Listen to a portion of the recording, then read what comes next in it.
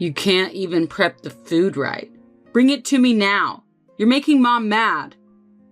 My husband swore and left the kitchen with an extra bottle of wine.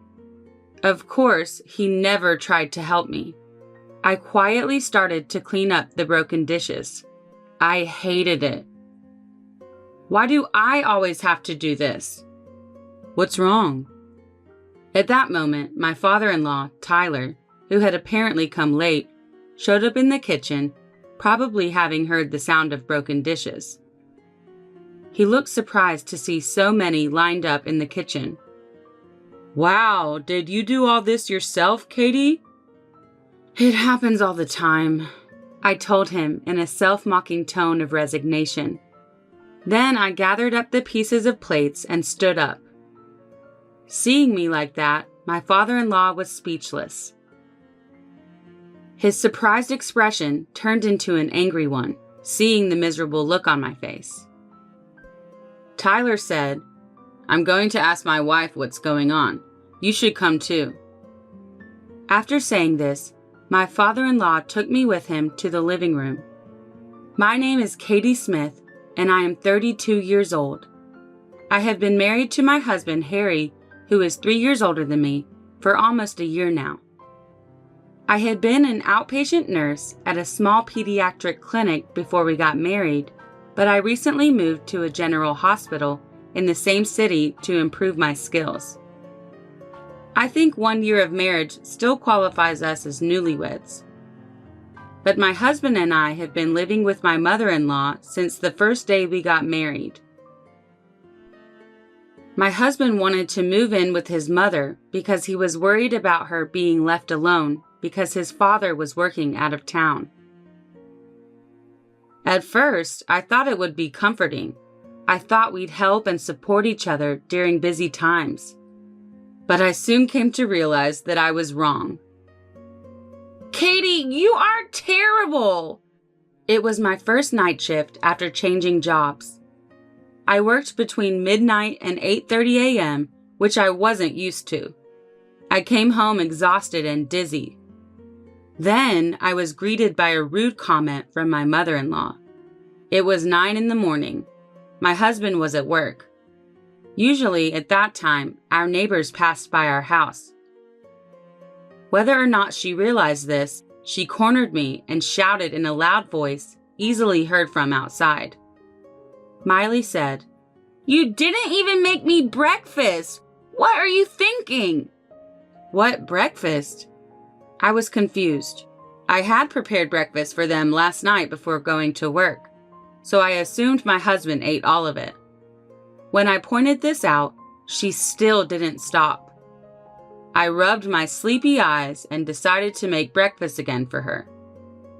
Miley said, "You're inflexible and exhausting." I finished making her breakfast, and she didn't even say thank you. Instead, she said, "It's too salty." She took one bite and complained, but I was sleepy and foggy-headed, so I tried to ignore her complaints and left the room to go to bed as soon as possible. But she stopped me. "Hey, Katie, where are you going? You still have dishes to clean up." "I'm sorry, Miley. I just finished my shift. Could you please wash them?" "Huh? What are you talking about? Cleaning up is a part of cooking, isn't it? I left the cleaning and laundry for you to do. So if you're gonna take a break, can you take care of those things first?" "Well, it'll have to wait until I get some rest." "What do you mean? You're Harry's wife, right? And you don't have a child to keep you busy, so..." Okay. She apparently wasn't gonna let me rest. I hoisted myself up and did the chores my mother-in-law ordered me to do. She has recently been saying, "When you have a child, leave the housework to me," which is a not-so-subtle hint for me to hurry and have a child. My husband is an only child, so she's even more focused on me giving her grandchildren. Miley said, "I heard that my friend's daughter-in-law and son conceived on their honeymoon. Also, another friend's daughter-in-law is already a mother of 3. I'm so jealous. I can't wait to meet my grandchildren. I actually do want to have a baby as soon as possible. At least I wouldn't have to worry about Miley hounding me. But I don't have a baby yet. This past year, I've been taking care of my body, taking supplements, and I even visited a shrine that is blessed with the power of fertility. I've tried everything, but I still can't get pregnant. When I finally finished my work, I turned to my mother-in-law to tell her that I was going to take a break. But before I could open my mouth, she smiled and said, "Thank you for your hard work, but it's almost lunchtime. Pasta is fine for me." I finally was able to go to bed at noon. "Hey, honey, about the fertility treatment. The doctor at the clinic said they want us to see the doctor together to make a treatment plan. So could you free up your Saturday morning?" One rare evening when our schedules didn't overlap, I told my husband about what happened at the fertility clinic. It was just my first visit, so I only had to submit my basal body temperature chart, have blood drawn, and undergo a light medical interview. My husband said, "What? What's that? I've never heard of that before." "You told me to go to the hospital since I was worried about not being able to have children." "I did say that, but why do I have to go?" I understood his doubts. Although obstetrics and gynecology is a different field, in the beginning, I also had assumed that fertility treatment was something just for women. That's why I went to the clinic alone for my first visit. But then the doctor in charge told me that cooperation of both the husband and wife is essential in the treatment. The doctor explained to me that in order to conceive, the normal reproductive function of the husband is important as well as the wife's eggs.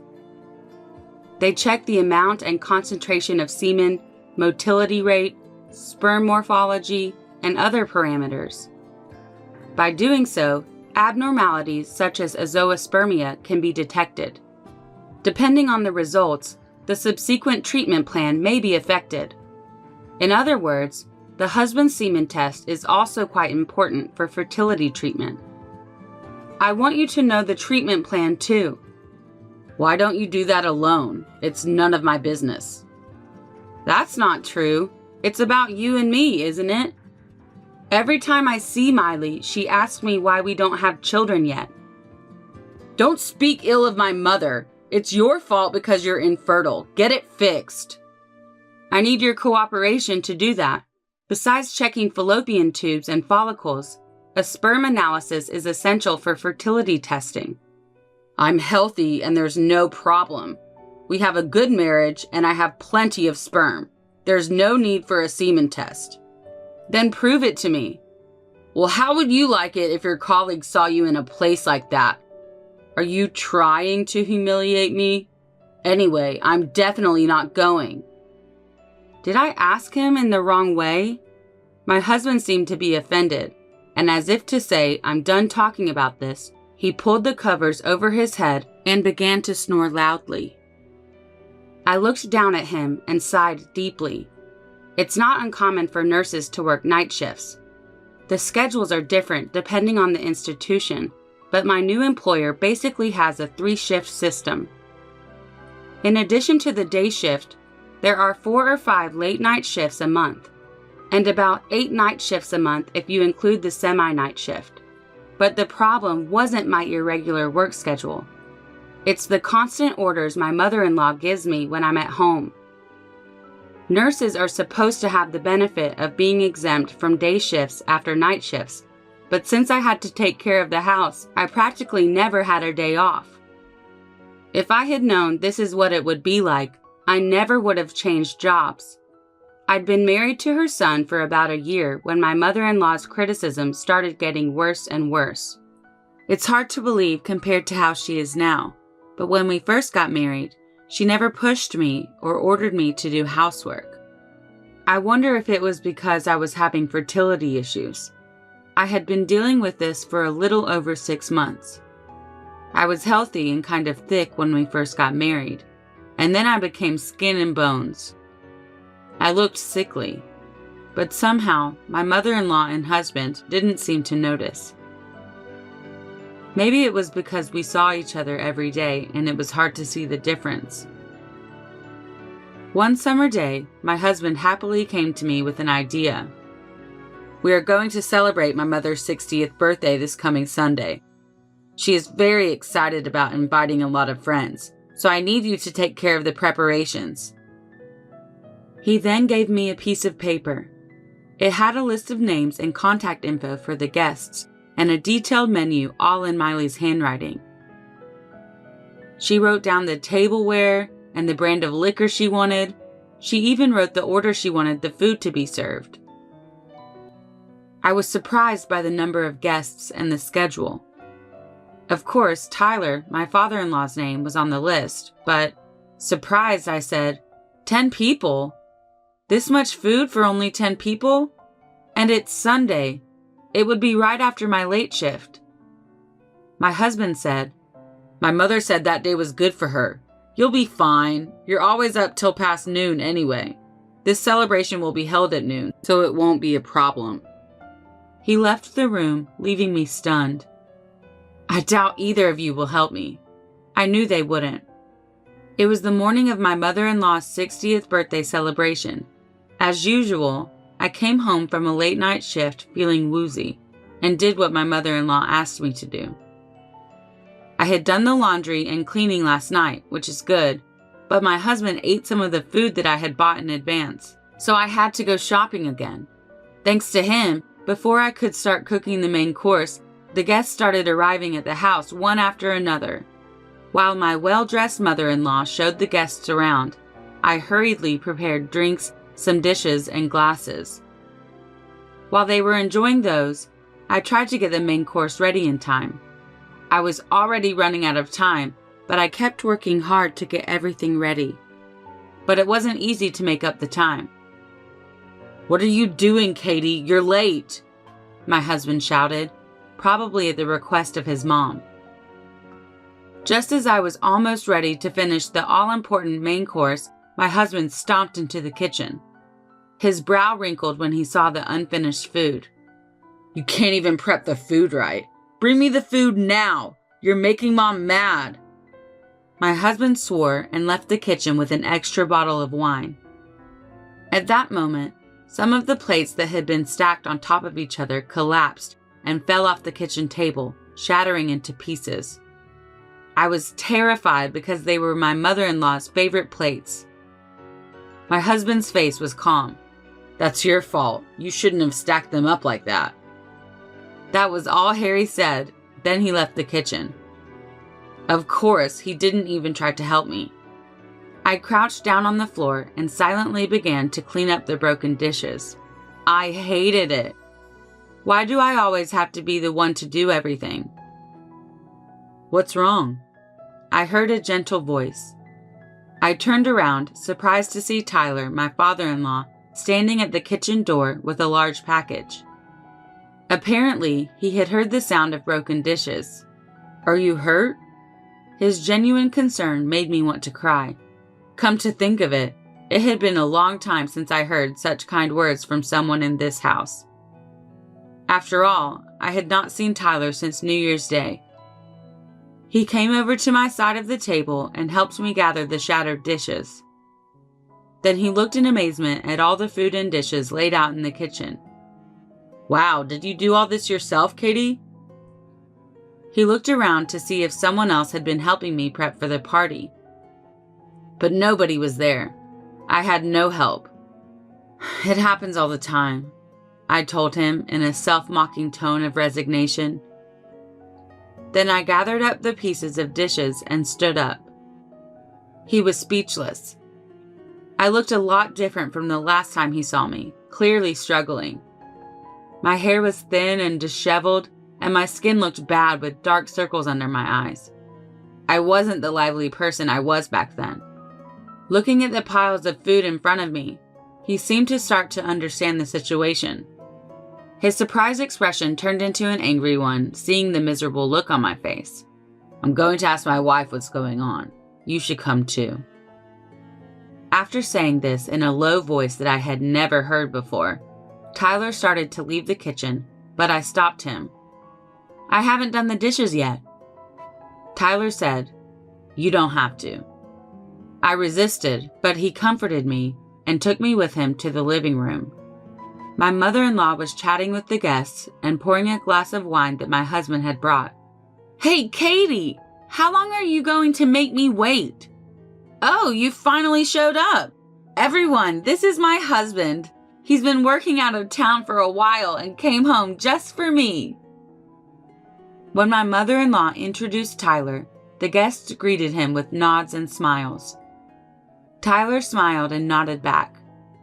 "Thank you very much for coming today. I'm Tyler, her husband. My foolish wife is grateful for your hospitality." "Oh my God, you called me a foolish wife. This is my birthday." "You are foolish. Truly." "What?" That one word changed the harmonious atmosphere to awkward and silent. Tyler made me stand with him, even though I was subtly hiding behind him. He faced the guests. "I would like to introduce you to my son's wife, Katie." Miley said, "Hey, honey, Katie is busy preparing." He glared at her, and she swallowed her words. "A year and a half ago, she married my son. She was a cheerful, smiling young lady, and I was convinced that her and my son would have a bright future. But how does she look now? She didn't look so miserable 6 months ago." Some of the guests started to murmur, saying I didn't look anything like my photos and that I'm way too skinny. Tyler turned to Miley. "Why has she changed so much?" Miley said, "Well, I don't know. Probably because work is too hard. You know, I told you on the phone that she changed hospitals and has been on the night shift since the start of the year." Okay, so are all of Katie's colleagues suffering like that? If so, it's a clear violation of the Fair Labor Standards Act. I'll have to contact the union." "No, that's not..." "Are you still acting like you don't know anything? I just heard that you've been hard on Katie and haven't been giving her any time to rest. I heard that she worked a late night shift earlier. Then you told her to cook all of that by herself after no sleep and a long shift?" "That's right. I had told Tyler everything. I told him that for the past 6 months, I had been treated like a housekeeper without a day off." When Miley turned her head away, unable to argue with him, Tyler glared at my husband. "You too, Harry. You knew Katie has been going through it, so why haven't you done anything?" "That's because it's between Katie and Mom. I had nothing to do with it." "What did you vow at the wedding? Didn't you swear to protect and support her, to make her happy? Does she look happy to you?" "Well, of course, there were times that I thought it was a little much, but Mom said it was normal for a woman without a child to do all this. As a husband, you should put your partner before your mother. Have you already forgotten how your first marriage ended because you pushed her too?" My husband's face turned red. I looked at him, jaw dropped. I already knew that my husband had gotten divorced before we got married, but I didn't know that his ex-wife had been treated badly like I was. It all came together in my head. "Let me tell you something. This is the kind of work she should be doing as a woman without kids. It's been a year and a half since they got married, and she still can't have a baby. She's an unfit wife. Even if she were infertile, you can't blame her for that. You're just taking it out on her." "What? How dare you? You've been gone for so long. What do you know about it? You have no idea. Everyone brags about their grandchildren, and I'm the only one who doesn't have any. I'm lonely. I want a grandchild as soon as possible." When Miley shouted this, she broke down in tears. I felt a little sorry for her, but it didn't take away from the fact that she had caused me so much mental and physical pain over the last 6 months, especially since she had treated Harry's ex-wife badly too. "I don't think you'll be getting any grandchildren for a long time." I told her firmly and held out a few pieces of paper that I had taken from my room. They were the results of the tests I took at the fertility clinic. Blood tests, AMH, uterine and fallopian tube drainage tests, anti-sperm antibody tests. Everything was fine. My body is normal. If the situation was the same with his ex-wife, can't you guess what's wrong? The problem is with Harry. Huh? You had a hunch, didn't you? That's why you didn't want to have the test done. And yet, instead of protecting me, you treated me like a housekeeper like your mother does. I did love you, so I thought I could keep the test results to myself. But you yelled at me again and wouldn't even help me. Also, apparently you did terrible things to your ex-wife too, so I just don't care anymore. Wait a minute. It's not true. I can't be infertile, right? Well, why don't you get a proper examination? But regardless of the results, it's not important to me anymore. With that last comment, I turned my back on my husband, who kept shouting excuses, and my sobbing mother-in-law, and I left the living room. Just before I closed the door, I heard the faint sound of the guests leaving. Later, my husband and I officially divorced through an attorney. My husband was very insistent, but thanks to Tyler's recording of our conversation that day, it was proven that I had been emotionally abused by him and Miley over a 6-month period. Plus, my husband had a sperm analysis and found out that he had azoospermia, and my mother-in-law was furious with him. After my husband and I successfully completed our divorce proceedings, my ex-parents-in-law decided to divorce too. Tyler said, I had hoped that Harry and Miley would change their minds due to his ex-wife's case, but it didn't happen. He said that was the reason. And Tyler began to apologize to me for not understanding the situation sooner, and for not urging Harry to take the semen test before we got married. According to a rumor, my ex-mother-in-law, who was kicked out of her house, is now living with Harry in public housing in the same city, and her former friends have cut her off. Plus, the rumor of the incident spread, and now my ex-husband is shamed at work. Tyler introduced me to a man, and after 6 months of dating, I remarried. My father-in-law finds him very reliable. He is Tyler's subordinate. We are living happily together. The other day, I had a checkup with an obstetrician and found out that I'm 2 months pregnant, so I'm going to tell Tyler soon. I am planning to visit soon to tell him the news since he was our matchmaker and he saved me from my awful living situation.